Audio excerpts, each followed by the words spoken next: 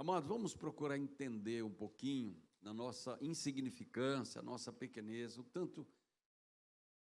o que estava na mente de Deus na criação. Nós vamos para 3 situações, 3 cenários aqui nesse texto que nós lemos. Se você pegou um pouquinho aí de sensibilidade em Deus, houve um processo de criação, diga criação, separação e limitação. 3 coisas aconteceram aí. Deus criou, separou e limitou. Amém? É importante você se expressar e entender. A criação, o que estava na mente de Deus era uma projeção. Criação, projeção. Deus queria projetar na terra o cenário do céu. O que havia no céu, Ele remodelou na terra e criou esse planeta, mobiliou, criou o homem à sua imagem e semelhança, deu a ele domínio. Então nós temos a primeira etapa aí, Deus criou. Mas e tem gente que não crê, irmãos, a Bíblia não tem como propósito, ela não carrega dentro de si, do seu conteúdo, um propósito de convencer o homem que Deus existe. A Bíblia não é para isso. Porque a Bíblia começa dizendo, no princípio criou Deus os céus e a terra e pronto. Isso é soberania. Aí quem não crê? Problema de quem não crê. Aqui está o povo mais feliz da terra porque crê. Amém? Então em Efésios 1, 10, 11, 12, nós temos aí, digamos assim, a explicação ou a razão porque Deus, então, criou todas as coisas. Efésios, capítulo 1, versos 10, 11, 12, você vai ver aí o motivo da criação, de fazer convergir na dispensação da plenitude dos tempos, todas as coisas, tanto as do céu como as da terra. Havia um modelo no céu. Então, na dispensação da criação, Deus estabeleceu o modelo do céu na terra. Nele, digo, no qual também fomos feito herança, predestinados segundo o propósito daquele que faz todas as coisas conforme o conselho da sua vontade, a fim de sermos para o louvor da sua glória, nós os que de antemão esperamos em Cristo. Então, Deus havia estabelecido um modelo, seja feita a tua vontade, assim na terra como no céu. Esse como no céu é uma referência, uma equivalência. O que há no céu vai ter na terra. E o homem na terra seria o representante, o embaixador. É isso que Paulo fala, nos chama disso. Então, Deus fez uma projeção do que há no céu, aqui na terra.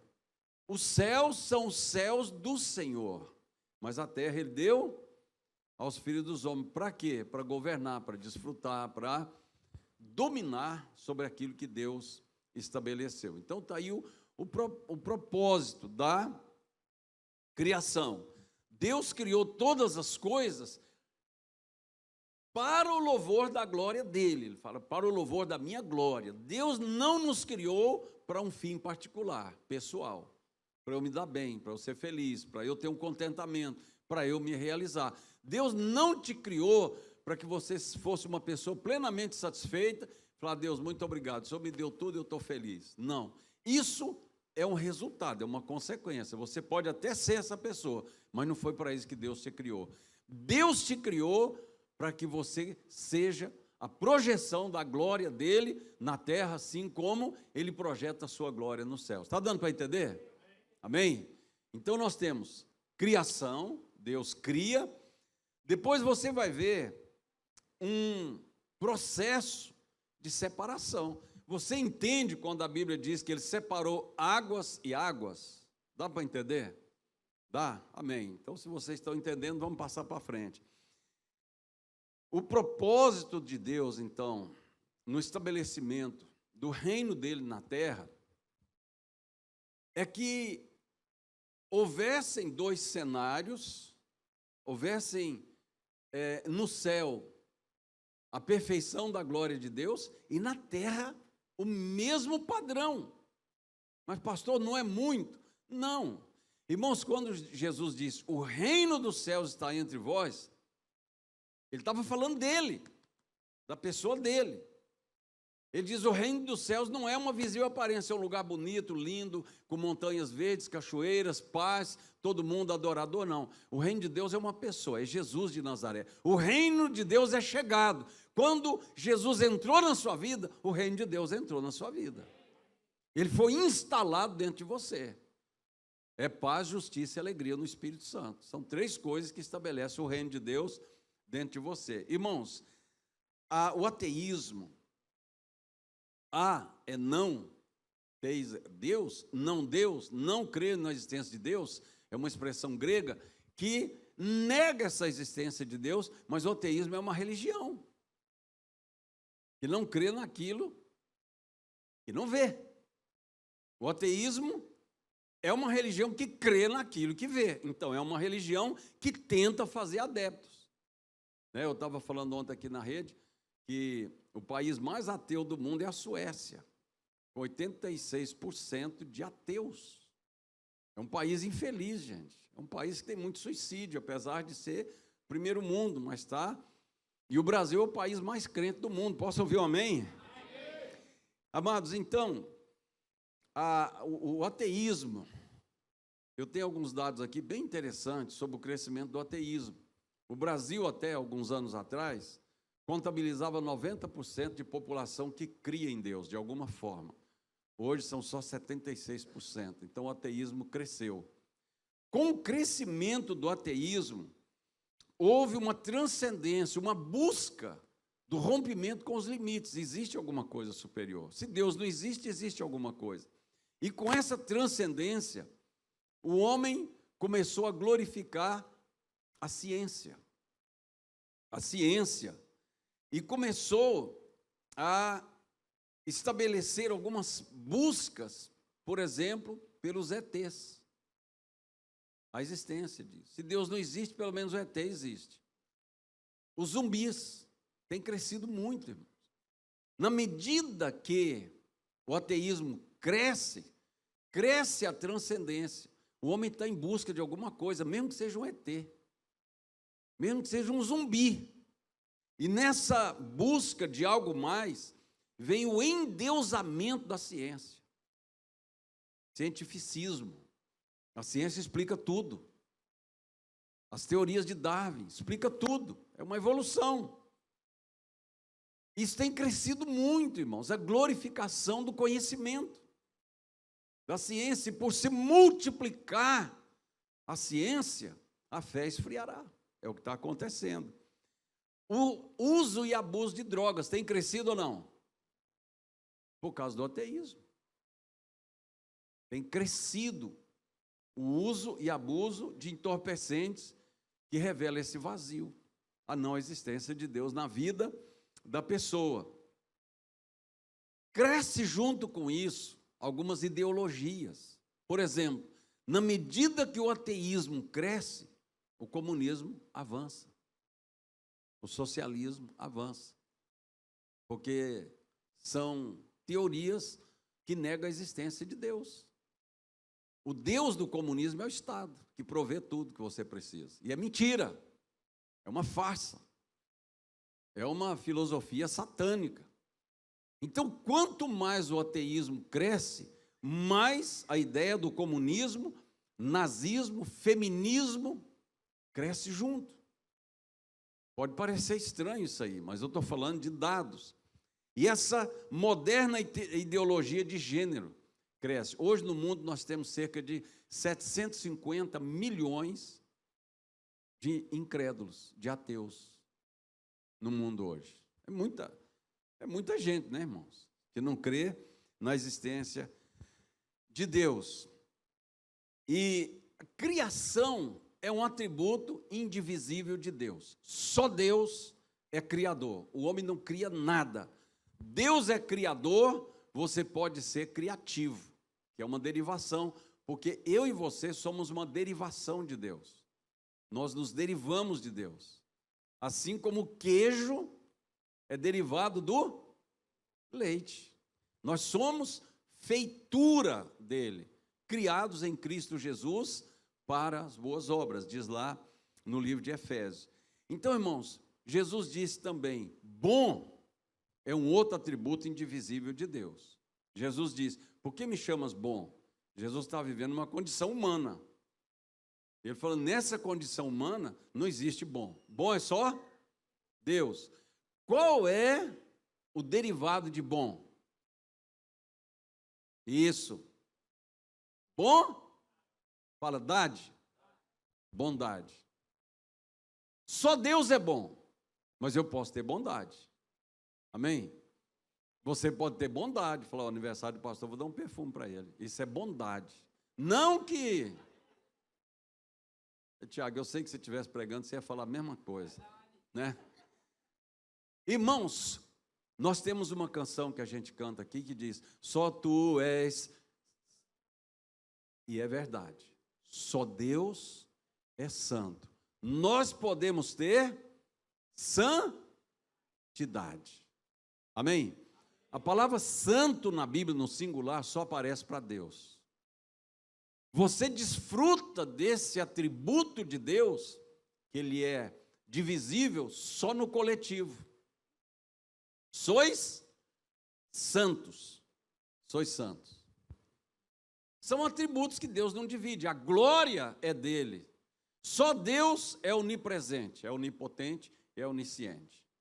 E Satanás? Não, ele não desfruta disso. Como é que ele sabe, às vezes, e me tenta naquilo que eu tenho fraqueza? Irmãos, se o Silvio Santos tem uma máquina detectora de mentira, que lê a mente do homem, o diabo conhece a mente humana, mas não é onisciente, não é onipresente. Quantos estão entendendo? Diga amém. A Bíblia diz aqui, que nós lemos aqui no início da criação, que o homem foi feito à imagem e semelhança de Deus. Essa disputa para tentar explicar isso aqui, ela é antiga. Como é isso, imagem e semelhança de Deus?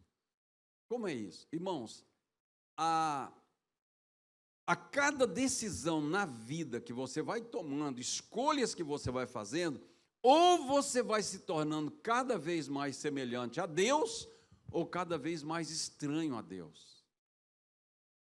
É um processo. Isso é imagem e semelhança. As escolhas ao longo da vida te torna conhecedor de Deus e conhecido por Deus. Você sabia que tem um texto na Bíblia que Paulo diz, agora que vocês conhecem a Deus, vocês se tornaram conhecidos dele. Pastor, Deus não conhece todo mundo? Por que Paulo fala uma heresia dessa natureza? Irmãos, essa palavra conhecido aqui não é no sentido racional da coisa, da razão. É no sentido pessoal. Agora, você é uma pessoa íntima de Deus, que a cada dia vai se tornando, pelas decisões, escolhas de consagração, semelhante a Deus, até você se tornar na glória eterna como um anjo, um ser angelical. E os que se afastam de Deus assumirão uma semelhança a Satanás, aos demônios. É o afastamento ou a aproximação de Deus. Então nós vemos aí, irmãos, a criação com um propósito, da criação glorificar a Deus, de Deus estabelecer na terra uma embaixada que representasse os céus. Depois vem a separação. Então a separação, que é a mesma palavra na Bíblia, que é santificação, Deus separou. Irmãos, nós percebemos em toda a Bíblia que Deus não é um Deus de confusão, de mistura. A igreja, essa palavra significa chamados para fora. Quando Pedro faz o apelo, ele diz, salvai-vos dessa geração perversa, retirai-vos do meio da Babilônia, povo meu, separai-vos. O povo de Deus é chamado um povo separado, ou santificado. Quando Deus quis escolher um homem, ele disse para Abraão, Abraão, sai da tua terra e do meio da tua parentela. Como isso foi importante para Abraão, irmão. Como isso teve um peso na vida de Abraão. Saia do meio da cultura, da tradição da família. Tem pessoas que pessoas que querem se converter ou se converteram, mas não têm coragem de comunicar à família por causa da tradição, que todo mundo é tal coisa, então, se comunicar eu vou ser excluído, eu vou ser deserdado. Aí Abraão obedece a Deus.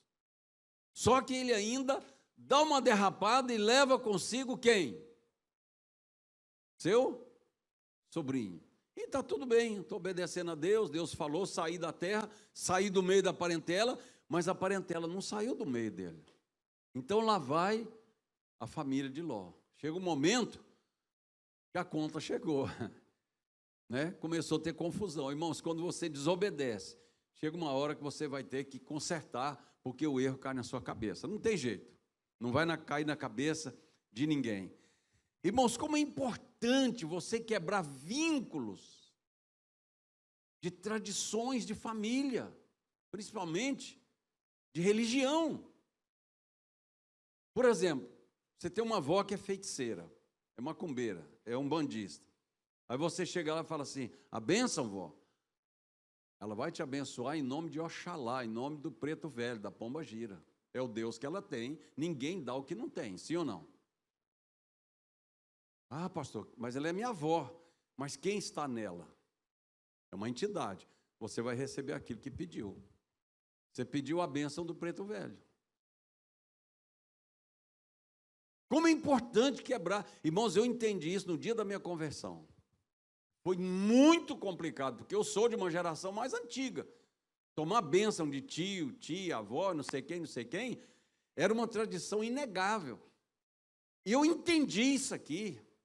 Sai do meio da tua parentela. Continuei pregando, ganhando eles para Jesus. Graças a Deus ganhei a maioria deles.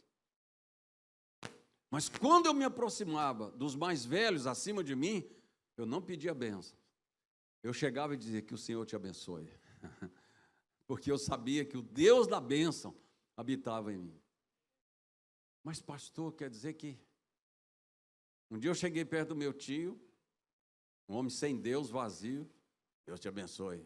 Qual Deus? A gente só dá o que tem. E lá em Minas é assim: benção, abençoe. Economiza a palavra. Sabe, irmãos, essa influência cultural, familiar, é uma desgraça às vezes na vida da pessoa. Um dia Deus disse assim: Abraão, vai lá fora e olha para o céu. Isso era madrugada. E conte as estrelas. Se está a parentela, fala: não vai, Abraão. Você está velho, você vai pegar Covid, então não vai para a igreja. Deus está falando: você não vai, Abraão. Conta daqui de dentro. Faça uma estatística.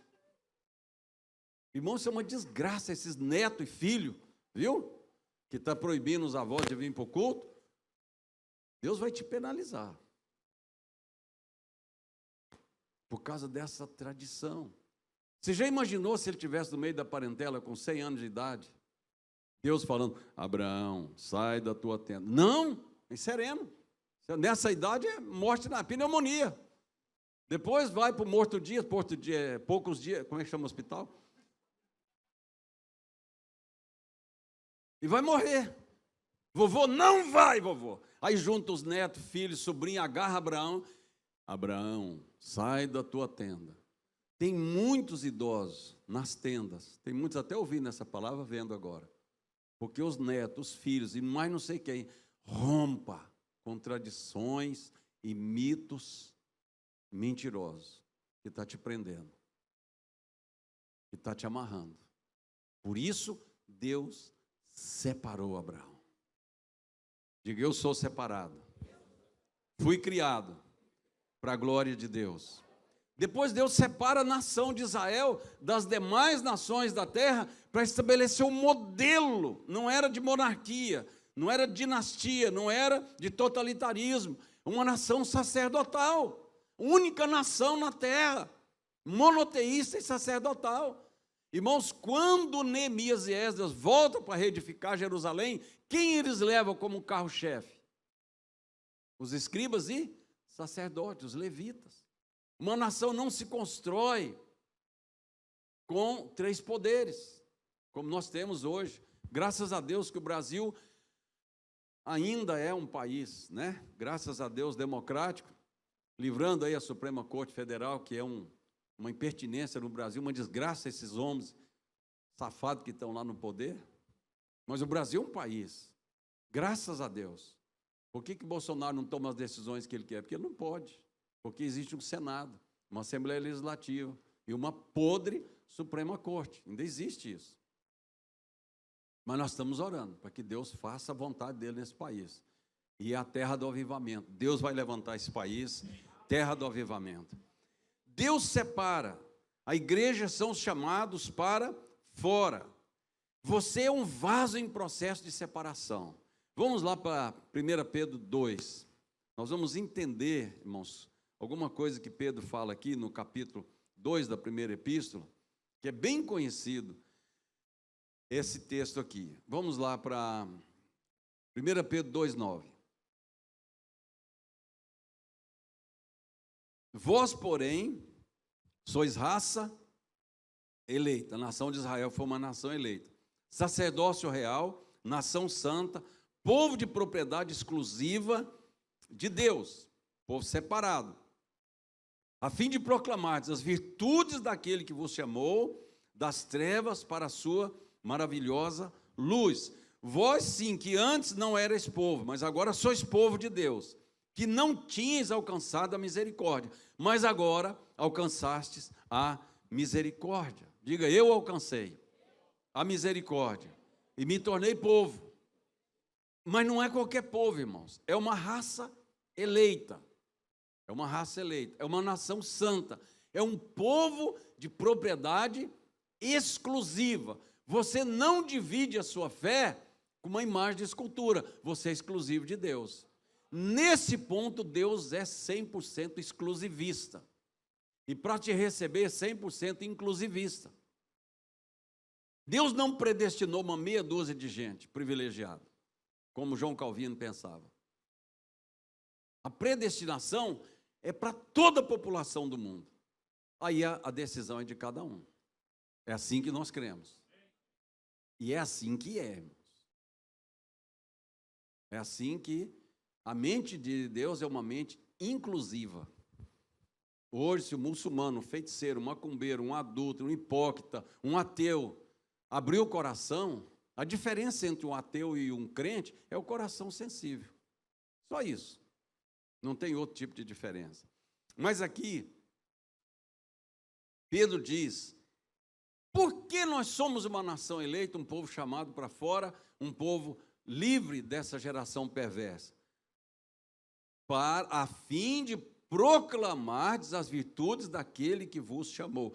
Querido, Deus te criou para manifestar em você sua glória, Deus te separou para você proclamar as virtudes, o poder, a misericórdia, a salvação, para aqueles que estão nas trevas, para vir para a sua luz. Você existe em Deus para isso.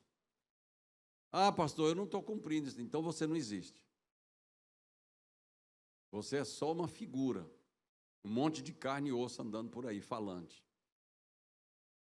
É interessante, irmão, sabe qual foi o primeiro discípulo que Jesus chamou pessoalmente, que falou, vem me seguir? Foi André. Foi André. E se você olhar para a vida de André, você vai ver muita coisa interessante. André, vamos lá em João 1,41, o chamado de André é um chamado muito interessante. Jesus não chamou todos os discípulos de forma pessoal. Alguns foram por tabela, que foi ganho por outros. No capítulo 1 de João,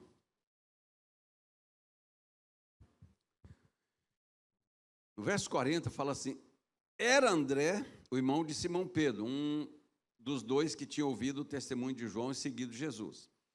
Ele achou primeiro seu próprio irmão Simão, a quem disse, achamos o Messias, que quer dizer o Cristo, e o levou a Jesus. Irmãos, André foi o primeiro que foi chamado. E André, de imediato, André entendeu por que ele foi chamado. André entendeu. Eu não fui chamado para ser um eleito ao lado de Jesus, simplesmente para andar junto com ele. Eu entendi o propósito. Eu fui chamado para proclamar as virtudes daquele que me chamou das trevas para a sua maravilhosa luz. Querido, se você não está fazendo isso, você não existe em Deus. Você precisa, ou pelo celular, ou para o seu vizinho, para os seus parentes. Quem ganhou Pedro para Jesus foi André. De imediato, irmãos, a primeira coisa. Agora, André, ele era o tipo do homem na Bíblia que voava abaixo da linha do radar. Você não vê muita coisa de André, mas de Pedro você vê toda hora. André era irmão dele e sabia quem ele era. E ele sabia que a sombra de Pedro iria projetar sobre ele, iria de uma certa forma desaparecer. Mas ele ganhou. Pedro levou Pedro até Jesus. Eu acho interessante essa mediação que André fazia. Uma certa vez chegaram alguns gregos que queriam ver Jesus, queriam ter um contato com Jesus. A fama de Jesus chegou até a Grécia, e Jesus, então, está no capítulo 12, e é interessante o papel de André, porque quando esses gregos procuram Jesus, eles não foram direto para André, eles não foram direto em Jesus. Então, diz aqui no verso 20, ora, entre eles subiram para adorar, durante a festa havia alguns gregos. Esses se dirigiram a Filipe, que era de Betsaida da Galileia, e rogaram: Senhor Filipe, nós queremos ter uma conversa com Jesus. Sabe o que Filipe fez? Eu conheço um cara que ele é mediador, ele leva as pessoas para Jesus. Ele é separado para isso. Filipe foi dizê-lo a André. André, tem um pessoal aí estranho, um pessoal grego, os helenistas, que vieram ter com Jesus. André falou: o negócio é comigo, eu sou articulador, eu levo eles, vamos lá, vem comigo. Não foi Pedro, não foi Filipe, foi André. Irmãos, as primeiras pessoas que nós precisamos preocupar em ganhar para Cristo, a nossa família, nossa parentela. É inadmissível você pensar seu pai, sua mãe, seus irmãos morrer e ir para o inferno. Você não pode deixar isso acontecer. Você tem que ser o André. Achamos o Messias. Eu imagino como é que Pedro assustou com isso, porque para nós é uma coisa simples, para um judeu não, irmãos.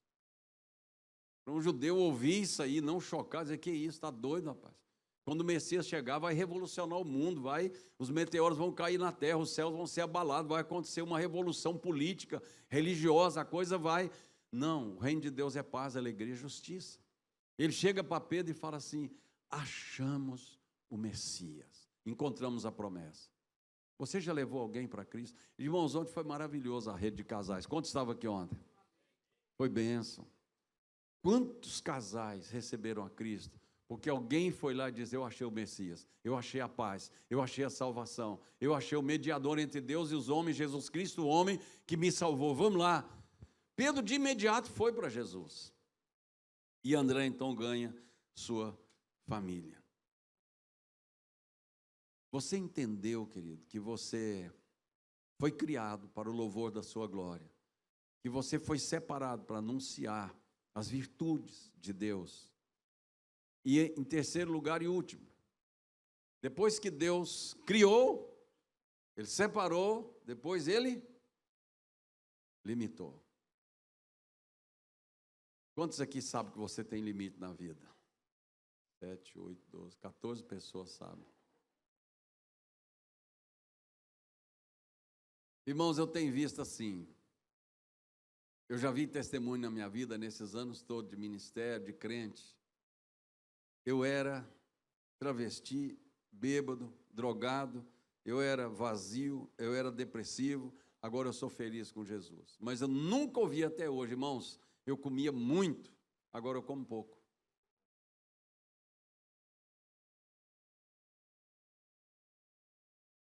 Pelo contrário, você já viu que o cara converte e engorda? Você já viu algum crente converter e emagrecer? Aqui eu não vi, ainda não vi até agora.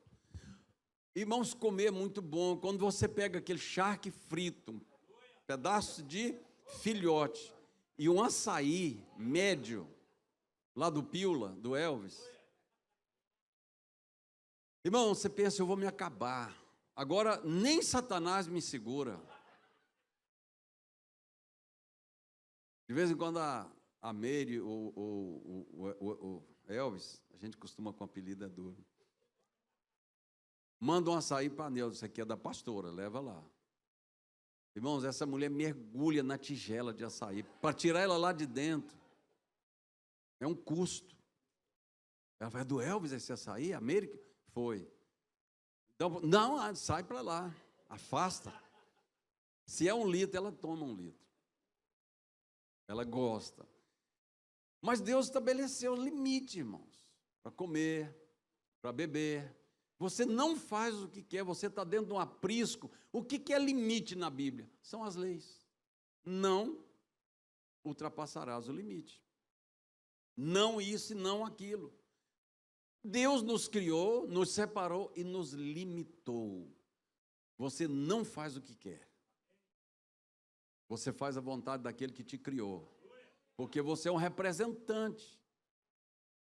É interessante, irmãos, o debate de um ateu com um crente é muito interessante. O ateu fala assim, se Deus existe, por que o mal existe? Então Deus não existe. Deus, se é bom, por que ele criou o mal? Não, Deus não criou o mal. Nós sabemos que Deus criou o livre-arbítrio. E o homem com livre-arbítrio escolheu o mal. Então por que Deus deu o livre-arbítrio para o homem? Porque nós somos semelhança dele. Deus tem livre-arbítrio. Ele faz o que quer. Eu também tenho livre-arbítrio. Aí eu escolho o mal, me dou mal e falo, foi Deus que fez. Meu irmão, o que você está passando é fruto do seu erro. A conta chega, né, Neto? Aí tem que pagar a fatura. E é como juro de cartão de crédito. Quanto mais você demora a pagar, mais impagável. Irmãos, não caia na cilada do boleto do cartão de crédito. Pague só 20% esse mês. A conta era 500. Aí você paga 20% de 500, dá 100. Vocês são bons em geografia. Aí era para vir 400 e pouquinho, aí vem 2.500. Aí você fala, foi Satanás. Foi, um pouco foi. Desses 2.500, 2.400 foi burrice sua, por ter comprado o que não podia pagar depois. Você vê uma TV de 65 polegadas, meu Deus, 4.900, não, nem pensar. Aí embaixo vem, paga em 60 vezes de R$ 89,90. Pronto, aí você leva uma Bíblia. Um carnê para pagar, para o resto da vida. E para terminar, você tem que reencarnar. Vem um seguro lá, se você morrer, nós quitamos. E tem gente que fala assim, me leva, eu não vou pagar isso aqui nunca. Porque, irmãos, nós temos limites. Uma criança sem limite, ela vai envergonhar seu pai e sua mãe. Você já viu criança dar piti, dar birra em supermercado, em loja, porque quer um iogurte e o infeliz não pode comprar, e a criança sapateia, chuta e grita. Aí dá vontade de bater na criança? Não. Dá vontade de pegar o pai e a mãe dar uma surra. Porque é fruto dessa cria. Eu me lembro que dos 4 filhos, o Leandro deu uma birra uma vez. Ele era novinho, eu falei, vou te ensinar o que é birra. Birra é uma rebeldia infantil, velada.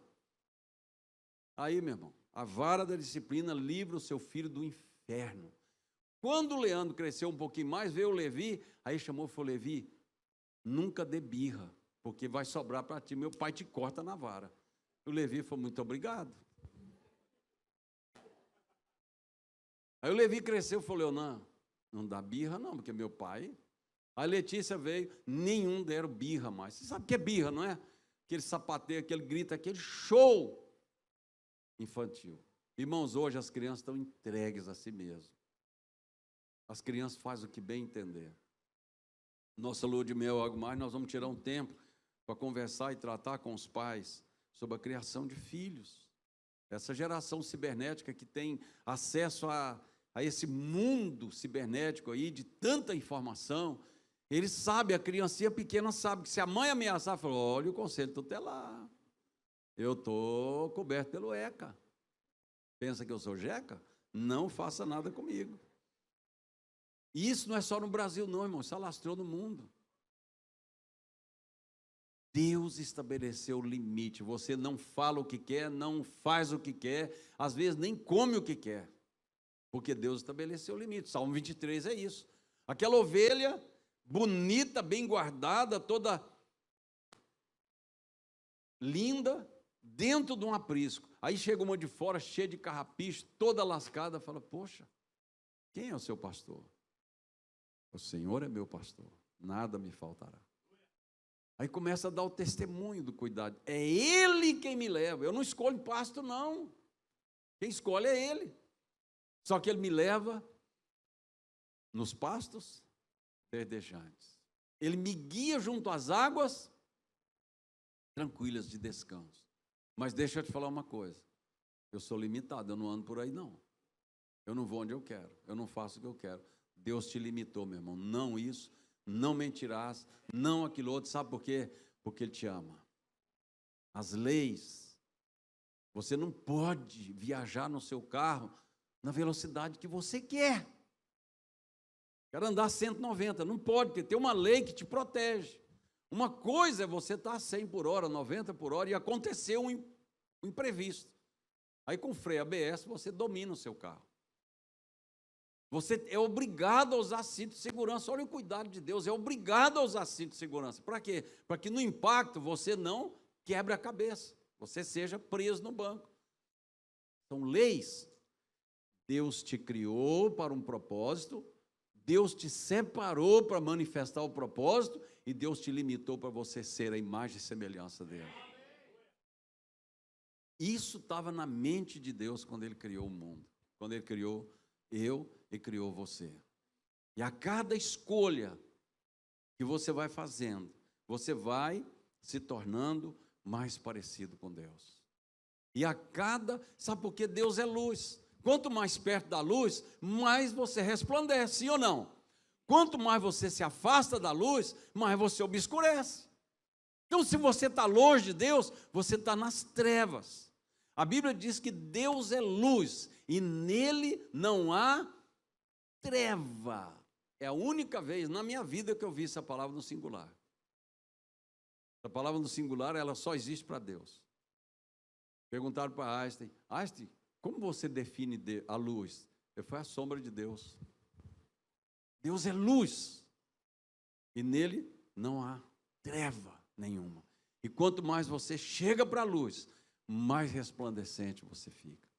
Amados, nós vamos preencher todas essas poltronas vazias nessa igreja. Nós estamos decididos, rede de empreendedores, rede de jovens, adolescentes, rede de casais, rede dos idosos, rede de criança, rede de cachorro, não, rede de tudo. Nós vamos encher a terra com a glória de Deus. E não vai pensar que quando nós tivermos 2, 3 cultos lotados, nós vamos ficar satisfeitos. Nós queremos saquear o inferno e povoar os céus, porque nós fomos criados para manifestar a glória de Deus nessa terra. Façamos o que André fez. Correu para Pedro e falou: achei o Messias. Eu encontrei o Filho de Deus. E ele começou a anunciar para os outros. E ganhou a família, ganhou os gregos, foi ganhando gente. Meu irmão, você existe para isso. Se você não está nesse propósito, você não existe. Eu quero saber quantos aqui estão com Jesus nesse propósito. Para isto vos designei. Para aqui? Vades. Amados, o César deu uma palavra muito tremenda aqui sobre desígnio. Quantos viram essa palavra? Quinta-feira o culto foi maravilhoso. Nessa quinta agora vai ser o último culto congregacional do meio de semana com as macrocélulas, vai ser vinho novo. Eu quero que todas as outras macrocélulas venham dar o seu apoio. Foi tremendo, deu uma tempestade do nada, o demônio se manifestou numa tempestade aí que alagou a cidade, mas tinha muita gente aqui. E o César deu uma palavra tremenda aqui sobre desígnio. Eu fiquei encantado com aquela palavra, simples, mas didática demais. Desígnio, onde tem um propósito. Deus, querido. Irmãos, não pense você que depois que eu rompi com as tradições, os mitos da minha família, eles ficaram com raiva de mim, não. Eles estranharam. Então, Missim, eu sou conhecido lá como Missim, Edmilson, né? O Missim agora está orgulhoso, ficou crente agora, que agora é parte do Senhor, glória a Deus, aleluia. Agora ele é religioso, é educado, fala até bom dia, fala até as palavras agora no plural, nós vamos, nós somos, porque mineiro fala tudo errado. Irmãos, não ficaram com raiva de mim, não. Eu comecei a reunir todo mundo e falar: se vocês não se converterem, vocês vão para o inferno. Vocês vão deixar de ser meus parentes. E minha irmã foi a primeira. Até hoje está crente em Jesus. Eu comecei a ganhar. Minha avó morreu, está no céu com Jesus. Meu pai, minha mãe, meu irmão, meus parentes estão sendo ganhos, muitos deles. Sabe por quê? Eu rompi com as tradições, com esses folclores, essas mentiras, essas idolatrias. A avó é feiticeira, benção, avó. Ah, você quer a benção do Exu Caveira? Toma. Cuidado, meu irmão. Para quem você está pedindo bênção? Se a pessoa não tem bênção, ela vai te dar outra coisa. Então, muito cuidado. Amados, eu quero fazer um desafio com você. Nós vamos ganhar gente para Jesus nessa cidade. E nós vamos orar. Eu quero selar essa palavra na sua vida. Deus não te criou para você ser feliz, casar com uma pessoa abençoada e comer e beber o melhor da terra. Se quiserdes e me ouvirdes, comereis o melhor dessa terra. E o que Deus está te falando é criação, separação e limitação. Deus me criou, glória a Deus. Deus me separou, que bênção. Agora Deus me limitou. Ai de mim, mas eu estou aqui, Senhor. Com toda a limitação, eu estou aqui para servir.